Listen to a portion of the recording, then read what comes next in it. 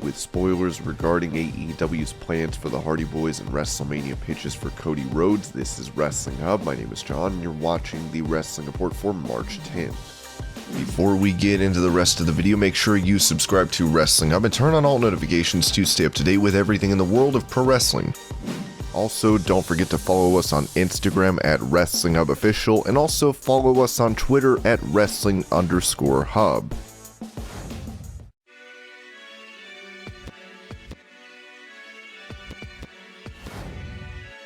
While he would only recently be released from WWE after signing with the promotion in 2018, Keith Lee revealed on Talk Is Jericho that he was first discovered by New Japan and had intentions to go there over WWE. Out of Ring of Honor, and the reason I left there, I signed with Evolve and signed a couple year. It was a good little spot. My very first match there was against Chris Hero. We utterly destroyed the ring. First thing we tried to do, the top rope broke. I was like, I'm going to do this moonsault still. Second rope breaks. Okay, we should change this whole thing. I do Evolve for an amount of time with the traveling and doing the Beyond and going international, letting me getting the attention of New Japan. That was originally where I wanted to go. That means I need to get out of this Evolve contract. I'll buy my way out if I have to. I called Gabe Sapolsky because I just talked to Tiger Hattori, and I'm like, New Japan is offering a thing. It would be pretty soon from now, and I'm very interested in this. What can we do? We have this long conversation. He's like, I don't know if you need to do that. Obviously, he's trying to get in with WWE at that time. He goes, let me call you back. I'm looking at my contract. How much is this going to cost me? New Japan had a plan, and that's something very important. They laid it out exactly what they want to do. 2 hours later, Candy came and calls me. I'm like, Gabe, you sneaky son of a bitch. We have this conversation, and he's like, I heard you want to go here, but we really like it if you didn't go there. Why? I've never talked to you. We have this long conversation. He's like pitching, you might take a little bit of a pay cut to start on NXT, but I think you can make this amount of money. I'm like, brother, I grew up in business. Don't talk to me like that. I'm a grown man. He lays it all out there, and I'm like, I'll talk to you later. I have to think this stuff over. I called my father and was like, I have a thing going on, and I'm not sure what to think. There is this place I've always wanted to go for years and years. And then there's this place that has told me no for years and years. When I started, WWE was the only place. It was like the NFL. Then you get told no 3 times, despite what you're capable of, and everyone around you is like, you deserve to be there. We had the talk, and he's like, listen, son, I understand your thoughts, but if there's any time to make a move there, it's now, after you've failed this amount of times to find success and prove yourself. Not only that, your reach could be wider because they are a global entity. I'm like, I see the business side. That's why I called. I took a little bit of a pay cut because at that time the people in the indies on top then were doing quite well in terms of indie money. It was easy to break 6 figures if you were a top guy, and being in control is something special. Doing that was like, I'm a baller now. So I'm very far from it, but from that mindset, I'm doing alright. I don't want to take this pay cut and lose X amount of money. Eventually I did, and with the belief in myself that I would exceed that fairly quickly. To be honest and fair, I did exceed what I was making on the indies, even in NXT, but the transition to main roster was like, oh, that's what means to be on the main roster, okay.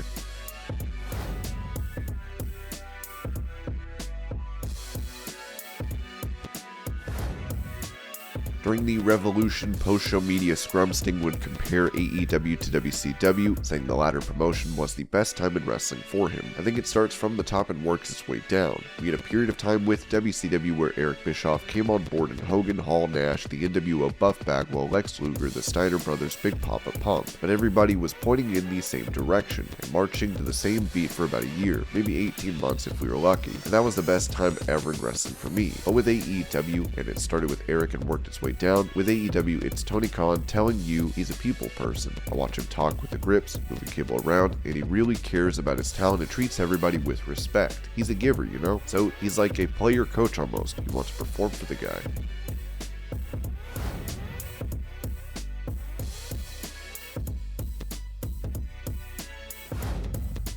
Speaking about Bobby Lashley's recent title reign, MVP revealed that Lashley got the opportunity thanks to his managing skills. As Lashley continued to get better and hone his craft, I do believe our synergy and our act continued to ferment, I guess, until it got to the point where Vince McMahon reassessed him and his role and felt that, okay, now Lashley's ready. I'll never forget it. At Elimination Chamber, Lashley would be pulled from the bout with Brock Lesnar winning the belt. He was said to be injured heading into the event as he underwent testing on his shoulder last month.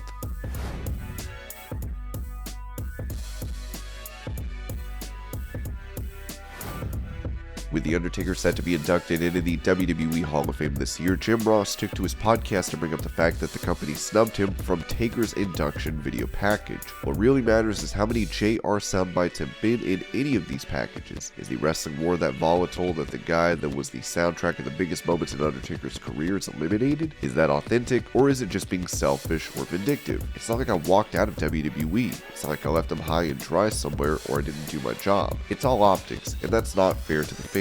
Why wouldn't the fans be interested or entertained by hearing a bite that I did live? Are they going to dub somebody else's voice in when Taker tosses Mick Foley off the Hell in a Cell in June of 1998?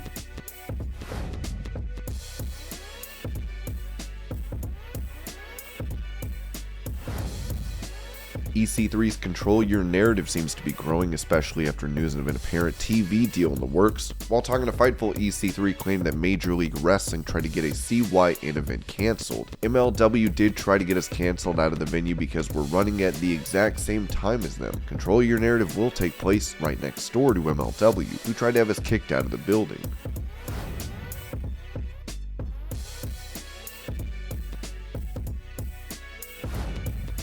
For NXT Roadblock, Dolph Ziggler defeated Bron Breakker to win the NXT title, as this was seen as a polarizing decision. On Wrestling Observer Radio, Dave Meltzer noted WWE's logic behind this title win. It's only temporary, because I've seen people go, oh my god, they put the title on a 41-year-old guy in developmental. It's just to set up Bron Breakker winning the title on a big show. Speaking of which, NXT Stand and Deliver will take place on April 2nd at American Airlines Center in Dallas, as Breakker could be getting his belt back there.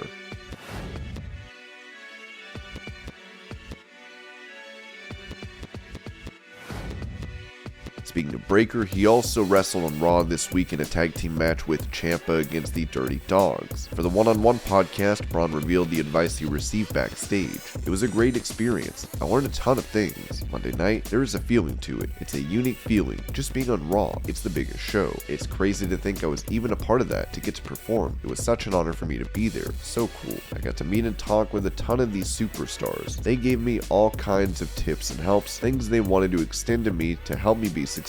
It was a blast. The advice that stood out was probably smile more. Everyone is telling me that. It's one of those, I'm just not sure I've been coached up on that thus far. It's another thing I have to work on and figure out how to make it my own and make it unique in my own way. I got so many coaching points and things to learn from that experience. So many things I can take away to be a part of that. Breakker would even note on the Dallas Morning Show that he is not worried about a main roster call-up. Nah, I'm focused on my day-to-day, what's going on, taking a day at a time. I'm not thinking about that, just focus. I was focused on being the best NXT champion that I could possibly be, you know? And now the focus is to redeem myself and try to earn it back at some point in time. Get back in the title picture at some point in time. Yeah, I don't focus on that.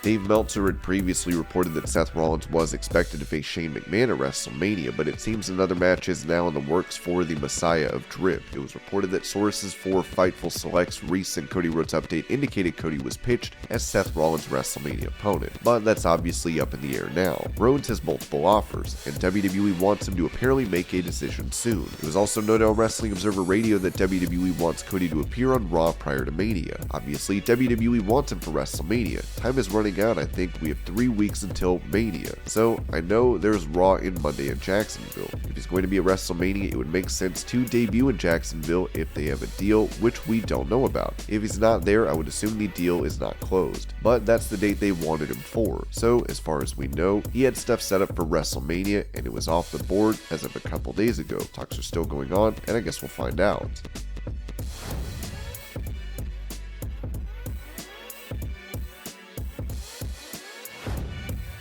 With Jeff Hardy making his highly anticipated debut for Dynamite last night, the Hardy Boys are back together. On his podcast, Matt Hardy revealed their current goals. It means that it's time for us to cement our legacy as the greatest tag team in all of space and time. There's one last major title we need to win, and that's the AEW World Tag Team title. It means a lot to both of us to go out as we came in, and especially on a big platform. It also showed why we are one of the greatest tag teams ever. The Young Bucks, I would say the Lucha Bros, we would definitely want a piece of the Jurassic Jurassic Express, Jungle Boy, and Luchasaurus, especially because currently they are the AEW World Tag Team Champions. It would be pointed out on Wrestling Observer Radio that the Hardy Boys were back together wearing the same outfits that they wore as babyfaces when they were in their 20s. Many fans were surprised to hear a WWE theme used for Jeff last night, as Fightful reported that, as seen on Dynamite, Jeff Hardy did use Loaded. Not only did AEW quickly gain the rights to use that theme when they found out Hardy was coming in, but they licensed the entire library that it was a part of, so technically AEW could use Hardcore and Crash Holly's theme.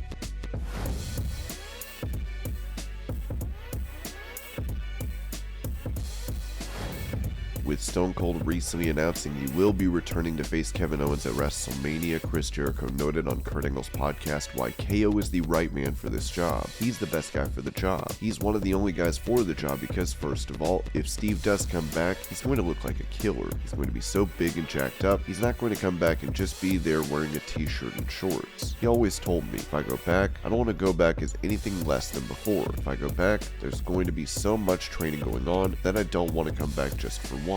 Maybe he wants to come back for two. I don't know. Maybe he doesn't come back at all. If he does, who's he going to work? You look at the guys on the roster. He's not going to work with Brock because he doesn't need to get dumped on his head. Nobody wants to see that. He's not going to work with Goldberg because you don't want to put those guys from the same generation out there. I would never work. I work with other guys because I remember when Matt Hardy came in, we don't need to see a Jericho versus Matt Hardy match. We don't need to see Jericho versus Christian. We've seen them. We need to see Matt Hardy and Sammy, Jericho and Kingston. If Steve comes in, the best guy for the job is Kevin Owens because Kevin will sell it on the mic. He can go toe-to-toe with Steve. He has a comedy element to him that Steve has as well and probably really have because he can use that to his advantage because Kevin will sell perfectly. You can't do that with Roman Reigns. Kevin will be able to work with Steve exactly the way that Steve needs and can work, which is meat and potatoes. That's Kevin Owens. He can do some flying and flipping, but if you ask him, he'd probably rather punch and kick in the corner, and that's Steve's whole offensive plan. I think it's a great idea and I'd love to see it happen. Kevin has been using the stunner for a while because Steve allowed him to. There's your story. If you want a realistic story, you have it right there.